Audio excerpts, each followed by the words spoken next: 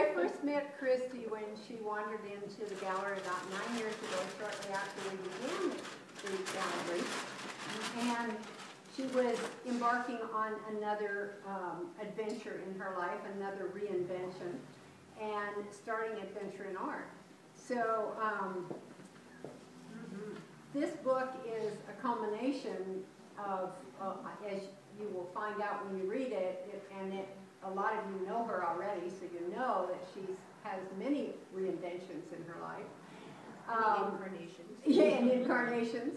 A few that I know about is I've known her as a performing artist doing vinyl revival, and an artist, and many of her pieces are here in the gallery, and an art teacher.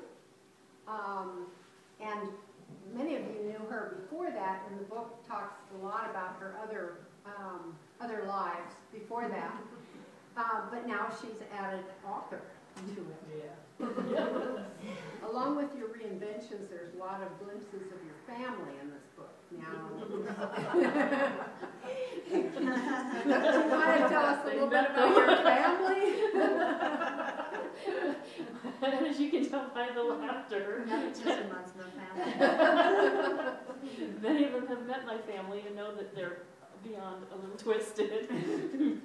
But yeah, my mother claims not to be creative, but she was, very much so. My father, not so much. But creativity ran in other streams of the family, on his side of the family, but all of his kids were basically a force to be reckoned with, and the parents just stood back going, there's not enough therapy in the world. Well, we all just had fun. But your dad wasn't, he kind of put up with this, or from what you've said? He put up with it. Yeah, he didn't really have a very good sense of humor.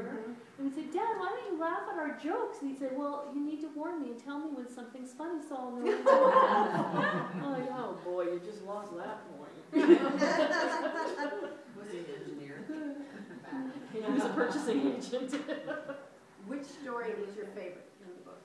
I think Happy Thanksgiving is my favorite story. Now, it's funny because everybody has seen at Christmas time, you see the, I can't think of the real name of it, but I call it the Shoot Your Eye Out story. It's The a Christmas story, yes. Sure. Well, I call it the Shoot Your Eye Out story, and that's all I've ever called it. Well, shoot your eye out. her story is also my favorite, Happy Thanksgiving. I call it the Depends story. Oh my God, the buttons. Is it the buttons? She knows. That's one of my favorites. That's the first one she's going to read. Happy Thanksgiving, and you'll have to forgive me because this one is very touching to me, and I Here she comes. I always get a little teary at the end of this one. Yes. Thanksgiving seems to be the holiday that simply jumpstarts Christmas. I'd like to take a moment and recognize Thanksgiving for the holiday that it is. It's a day to give thanks. So what are you thankful for?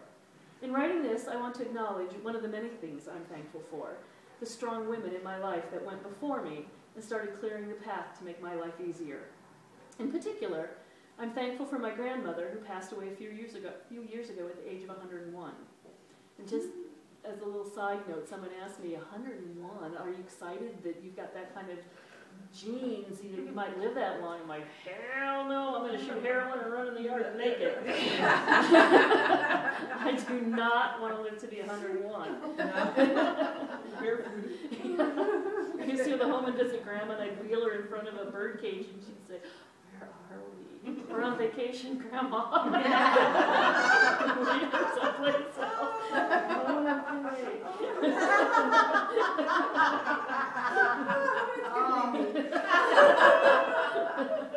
Well, Grandma was the true matriarch of the family. Although everyone loved her, she was not what you call the maternal type. So I inherited that. She walked into a room, went to her chair, and held court. She was not only the matriarch, but the self-appointed queen of our land. She was also a wonderful artist. Her art was yarn and fabric, and she'd knit and crochet her fancy work, while we'd wait with anticipation to see if her pile of yarn would end up as a sweater, or maybe it would become the fun mittens with the big long string in between them that she'd put in our coats so we wouldn't lose the mittens. Well, as Grandma aged, her eyesight started to fail, and her fancy work became less intricate, less artsy, And well, let's just say it, an interesting form of acrylic and plastic expression. Flammable things covered toilet paper rolls, doorknobs, and anything else that moved. One of her favorite things to do late in life was to crochet a flap at the end of a tea towel that she purchased from her favorite store, Kmart. She'd then sew a button on that tea towel so you could wrap the towel around the refrigerator handle and keep it safely in place. These were easy for her to make, and we all loved them because they were functional and they were made by her. Well, in Grandma's world, if one is good, 20's better, and 50 is sheer heaven. One Christmas, the family was gathered, and I mean family. There were parents and children, cousins, aunts, uncles, nieces, nephews, grandbabies. It would seem like a million of us all ready to unwrap gifts. Grandma distributed her gifts to everyone at the same time. Hey, Josie. Sorry, it's my dog. Grandma distributed her gifts to everyone at the same time, since she'd given everyone the same gift and didn't want one person to spoil the surprise. Gee, what could it be? About 300 crocheted tea towels had their unveiling at the same time, while Grandma sat in utter bliss observing her fancy work. Well, I happened to be sitting next to my mother, who quietly leaned over to me and she said, "Those buttons sure look like the ones from her Depends." I said, "Oh, God, my heart skipped a beat." And I said, "I bet she doesn't take them off the new ones, does she, Mom?" Mom and I giggled until tears ran down our eyes. But what we didn't realize at the time was Grandma was just recycling before it was fashionable. Gross. Oh, yeah. So now, my sterilized tea towel is tucked away for safekeeping. I think of my grandmother. I think of one of the last times I saw her. And as I held her hand, she looked at me and she said, "I used to know you, didn't I?" Yes, Grandma, you did, and for that I'm thankful. That makes it sense. You should have brought the tea towel. I should have. Well, and Lynn was here for the earlier, and I'd like to acknowledge her with the artwork, and she made this Oh, very cool. as a gift for me tonight. She also came up with the idea of making bookmarks made out of buttons. Which Depends buttons. I think that would make an awesome add-on, value add. Yeah. Recycled. Yeah, well, anybody have any grandparents? Well, when we did this last time, I asked Kristi if this had always been a dream of hers. No. We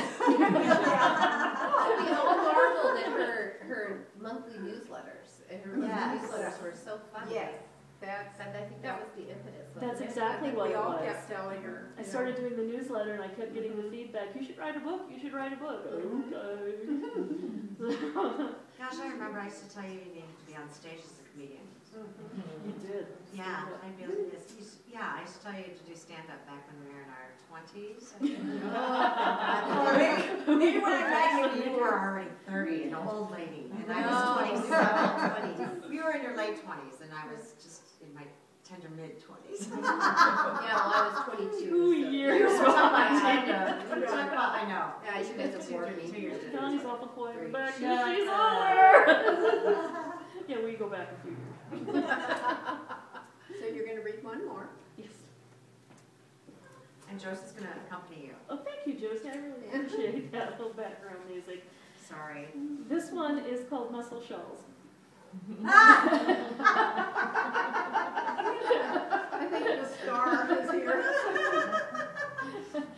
I'd like to introduce my friend Barb, who is in this story. I told Anne as I was signing her book that she's not in the book because I had to keep it G-rated. Yeah. Okay. A lot of our stories too. Yeah. In my years as a clothing buyer for a chain of stores in the Midwest, the company owned 2 apartments in New York for buyers to use during their frequent trips. It was less expensive to pay the monthly rent on these apartments than to pay for hotels for all of us. One of the perks was that we were allowed to use these apartments at no charge when we extended our stay to a weekend. And one particular weekend, I decided to have a friend or two, Barb and her partner Michael, come and fly in and stay with me. As some of you may know, when you travel for business, you get to go to a lot of places, but you don't really get to see a lot of places. And that was the purpose of this trip, to really get to see New York as a tourist and take in the sights. One of the sights happened to be Little Italy. Well, the three of us trustingly jumped into a cab and asked for Little Italy. The cab driver said, where in Little Italy? Oh, I don't care, just anything authentic, please. The cab driver dropped us off at some restaurant, and I still don't know the name of it, but let's say it was a caricature of Little Italy. The waiter came over with a welcoming, "Hey, what do you want to drink?" We couldn't have paid to hear a more authentic New York accent. And the busboy Giuseppe, he just defied description. He was about 5 feet tall, maybe 65 years old, and his eyeglasses were so thick they looked like microscope lenses. And he wore his apron all the way up under his armpits, and he shuffled, taking little tiny baby steps as he sat our beverages down. The menu was beautiful, authentic Italian food, and we began the meal with an order of mussels, cooked in wine and garlic and olive oil. Dipping my bread in the leftover juices just tasted like 10,000 tiny angels dancing on my tongue. And at the part-time... So is champagne, by the way. Yeah, champagne is like 10,000 tiny angels. As a then part-time artist wannabe, I was always on the lookout for inspiration to try a new twist on a different art form. And to me, the mussel shells looked like, with a little artistic effort, they could make perfect jewelry. So I asked the waiter if he'd please bag the shells for me so I could take them home. "What are you going to do with the shells?" I said, "Well, I make jewelry." And he just laughed and took the shells into the kitchen. A minute later, the cook stuck his head out of that narrow opening where they set the plates, and he goes, "What are you going to do with the shells?" So I yelled back, "I make jewelry." And pretty soon, here comes Giuseppe. Shuffling, he goes, "What are you going to do with the shells?" I'm like, "I make jewelry," for what felt like the umpteenth time. Well, Giuseppe shuffled back to the kitchen, and I noticed all of the olive oil was soaking through the bag he'd left for me at the table. They'd neglected to rinse off the shells or even put them in a plastic bag. They just dumped them into a brown paper sack and handed them over to me. Well, I grabbed the bag, and I followed Giuseppe into the kitchen to see if we could rinse them off or get a different container or something to help with that dripping olive oil. Well, as the kitchen door slammed behind me, Giuseppe turned around and grabbed me. He starts kissing me. And I'm yanking my head like this, and he's grabbing me. "You are so beautiful!" And I turned on my heel, and I ran back to my friends. I couldn't believe this mild-mannered geriatric busboy was attacking me in the kitchen. If this were any other setting, I would have felt really threatened, but for some reason, I found it shocking, but oh, so very funny. I went back to the safety of my friends and laughed my ass off. And here comes the waiter. "Hey, what went on back there?" I said, "He kissed me." The waiter shook his head and he goes, "Oh, that Giuseppe." He acted like Giuseppe did that stuff every day of the week. Next, here came the cook with his head out of that little window. "Hey, what went on back there?" He said, "He kissed me." He shook his head and he goes, "Oh, that Giuseppe." I couldn't believe it. As I told my friends what had just happened, they fell into gales of laughter. We left the restaurant with the bag, now tearing apart from the weight of the shells and the drippy oil. We made it as far as the nearest trash can. It was the strangest thing. For the rest of the day, we couldn't even look at each other without bursting into uncontrollable fits of laughter. It's now more than 20 years later after that day, and we still laugh until we can't breathe.